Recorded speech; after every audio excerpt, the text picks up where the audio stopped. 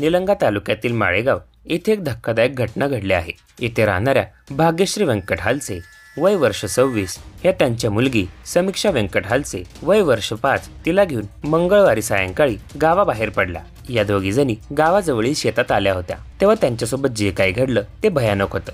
काय आहे प्रकरण ते पाहण्याआधी चॅनलला सबस्क्राईब करायला विसरू नका। व्यंकट हालसे यांच्या कुटुंबात त्यांची पत्नी, मुलगा सार्थक व मुलगी समीक्षा आहेत। त्यांना 1.5 एकर शेती आहे, मात्र ती आई वडिलांकडे आहे।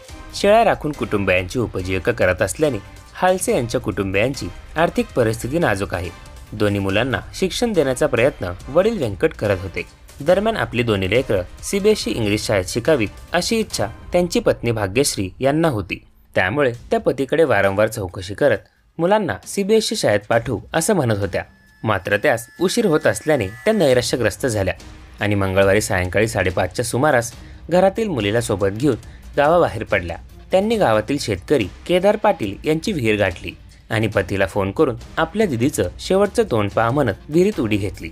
पाण्यात बुडून मायलेकीचा मृत्यू झाला।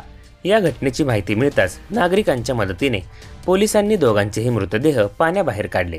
भाग्यश्री हालसे या नैराश्यातून मंगळवारी सायंकाळी मुलीला घेऊन विहिरीकडे जात असताना रस्त्यात मुलगा समर्थ खेळत असताना दिसला।